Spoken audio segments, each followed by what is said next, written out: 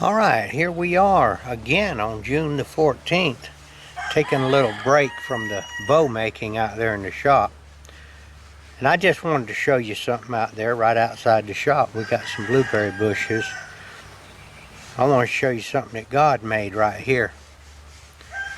We didn't make that in the shop. I don't think I've ever seen any prettier cluster of blueberries. These are the ones that were developed down at the Abraham Baldwin Agricultural College at the Tift. These are Tift blueberries.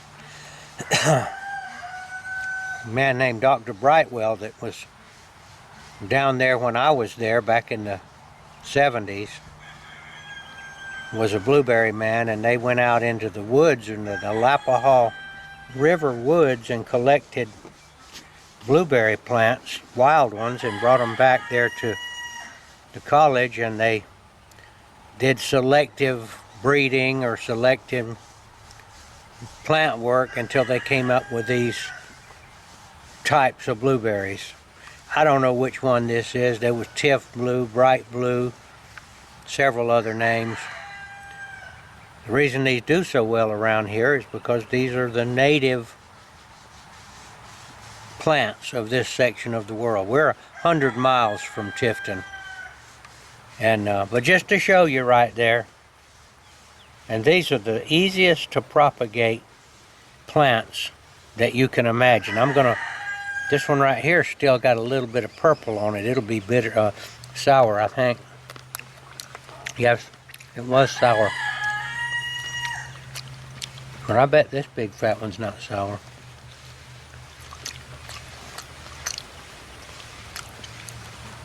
This is God's gift to the homesteader right here. Good. Oh, about propagating blueberry plants. They just come up in clusters out of the ground. They spread and come up. And in the wintertime, you just take a shovel and dig up one of the plants that's come up around it, around the original plant, and just take them somewhere else and stick them in the ground. You know, with a little bit of root attached to it, you know. And that's how I started all these.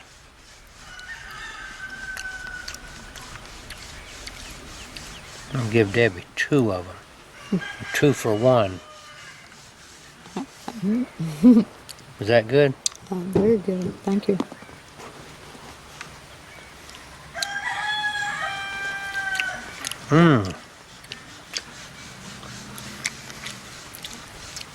We're going to mess around and eat this whole cluster right here. There's 2 big fat ones right there.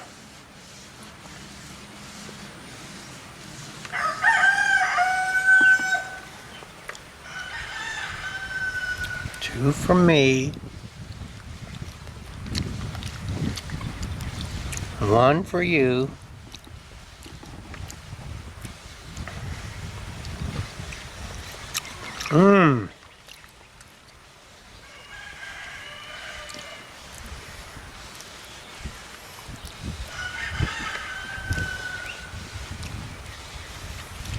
Now here's one of the ones that was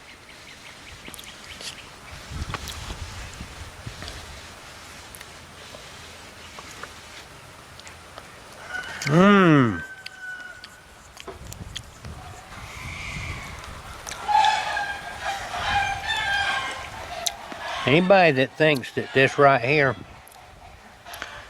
sprang up out of the ground all by itself and that there's no God definitely needs to have his brain examined. As a matter of fact, the ground itself is proof of God. How did the ground get here? Well, I don't know how far north these grow. If you live north of here very much, probably need to find out what recommended varieties are for your area, for your agricultural growing zone. But if you want to plant something that'll, as far as I know, these guys never die either. They just, look, shine over there. Do that one right there. Those are 8 feet tall now. Those were started just by digging up a little chute and moving it over here.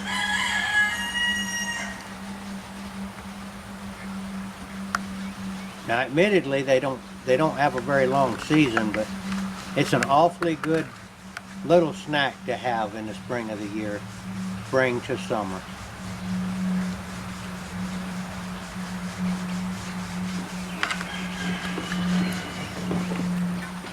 Let's walk over there to the apple tree. I want to show you something right there. Now that's our ground layered apple tree of an unknown variety. And the apples are, we've been eating on them, the kids have been eating on them, the summer camp kids ate on them, and now the turkeys are eating on them as they fall. All the animals love them. The ducks, we even found out the ducks like them.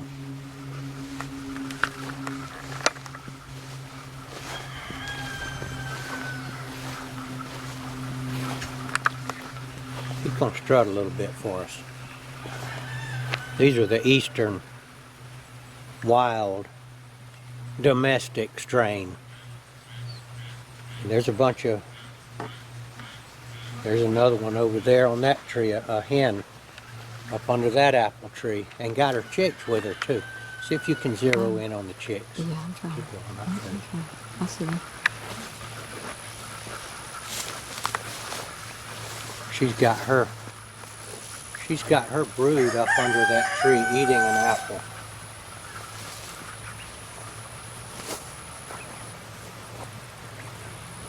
Got 4 of them, it looks like.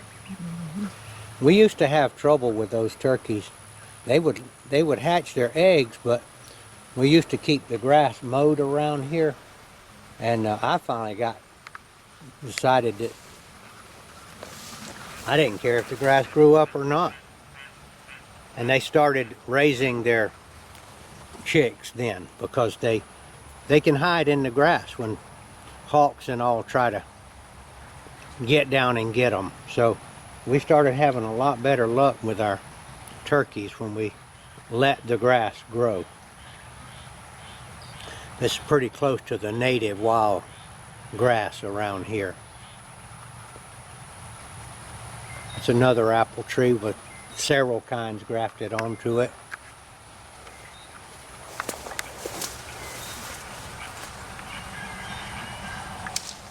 This apple right here just came.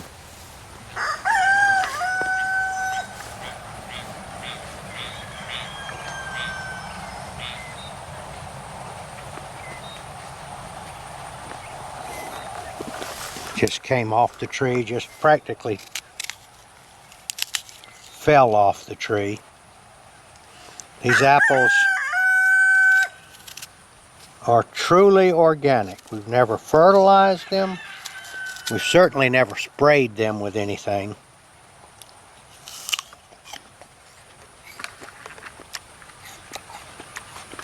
All that stuff that they sell you and all, it's a lie.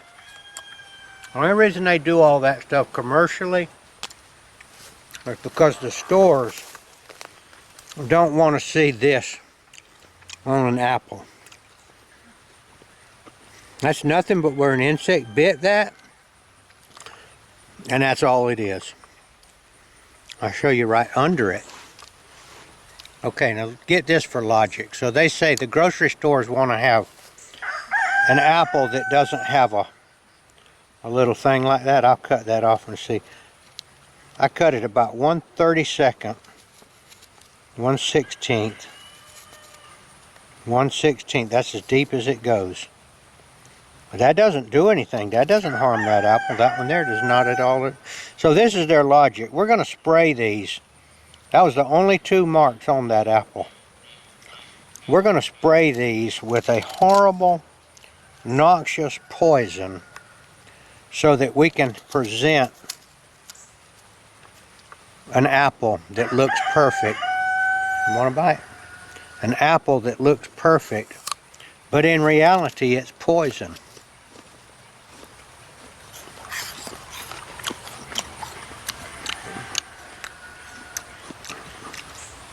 That's the logic of the world. They've moved up under another apple tree now.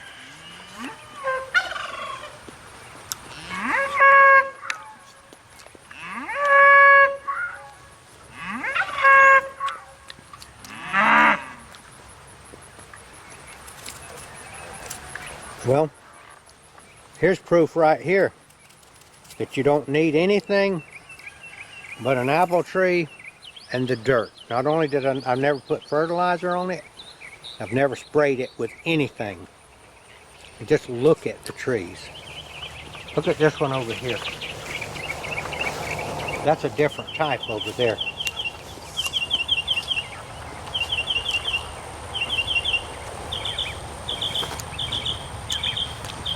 Well, this is a good example of what the world does. The world, which belongs to Satan, presents you with things that are pretty on the outside, but inside they're rotten. These apples that they sell you at the grocery store, they may be pretty on the outside, but in reality they're poison. They have poisoned them from day one.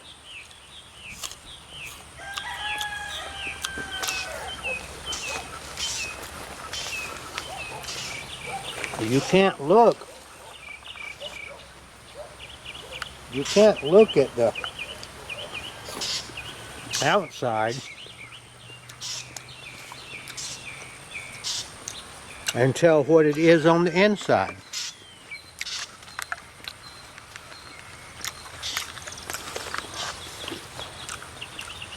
Jesus pointed out to the Pharisees and the religious leaders of his time that they were like tombs or sepulchres that had been whitewashed. Whitewashing is a type of lime paint from the old days and right on up through modern times. And they would go along every now and then and whitewash them, paint them with this weak solution of paint to make them look nice. But Jesus said they were like those whitewashed tombs. On the outside they looked good, but on the inside they were full of dead men's bones.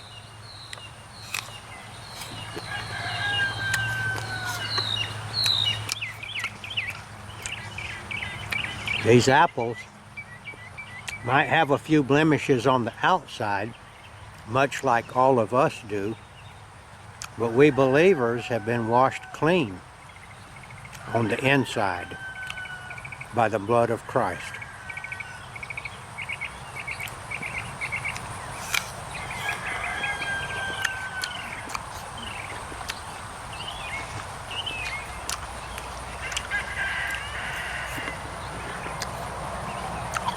Let's go look at this over here. This is a different kind over here.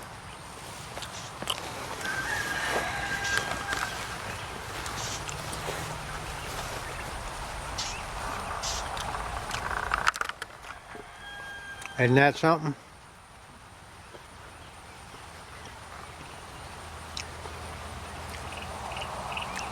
This tree here is not near as big as the others, although it's been planted just as long, maybe longer. Let's look at Tiger over there. There's our little Dexter bull coming up to pay us a little visit right now.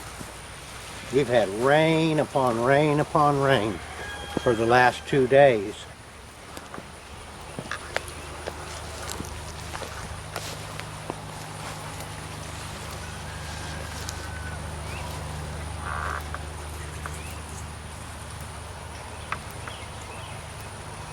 How do I know this is the native, much of the native grass from around here? Turn around and show them this one right here. Look at this clump of grass right here. That's called switchgrass. Look how tall it is. You can tell switchgrass because when you look in between the leaves, it has a kind of a hair growing there. Now it's not too fuzzy right now because it's rained a lot, but that's how you can tell switchgrass. Cows love that. Very hardy. It grows in clusters and it also spreads. A lot of the grasses we have now are imported grasses. Bermuda grass, Bahia grass. But the original grass was probably superior for agricultural, for grazing and all. Drought tolerant, all that kind of stuff.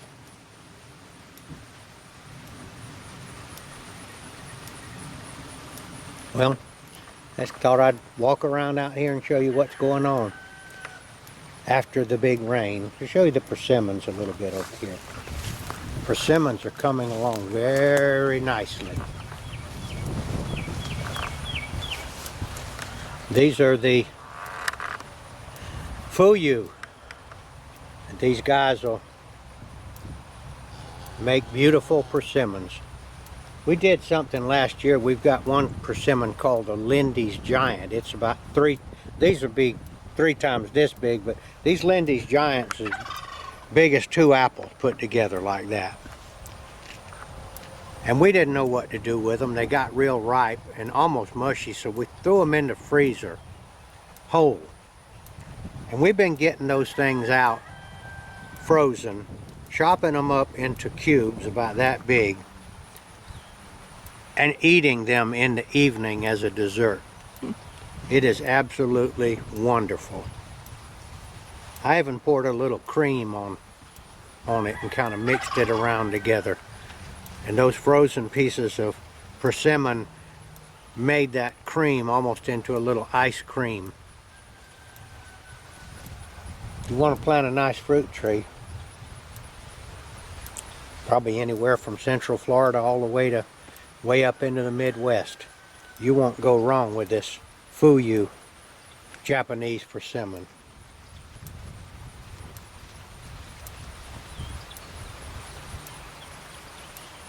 I want you to look at this fat bull right here. This guy here was born on this property. He is the herd bull now. He's only half the size of a regular commercial bull. It's a Dexter. You notice how fat he is? This bull got fat on nothing more than the pasture out there. We don't give him any kind of feed, no nothing. So I'm trying to build a little herd based around this. This cow here is a longhorn cow. She's always been kind of skinny, but he's thinking about her right now. She's way overdue for her first calf. She may never have one. There may be some problem there, but he's definitely going to make sure that she has a good chance here. All right, remember, it's not the outside that you judge.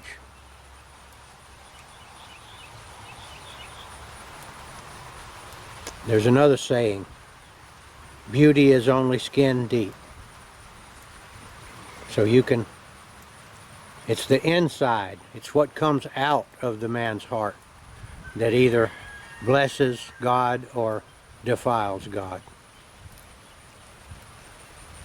Any of y'all out there that have been studying up on coming to Jesus Christ, I like to use his name, his Hebrew name, Yeshua.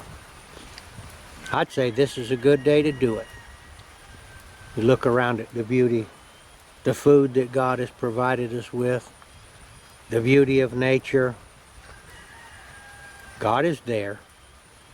But this is only a shadow of what is awaiting us in eternity in a place called the Kingdom of Heaven.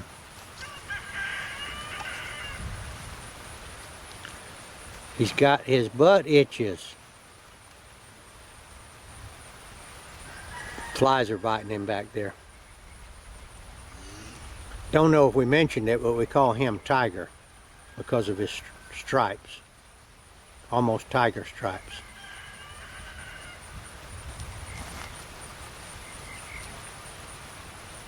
Well, God put a tail back there to knock some of those flies off.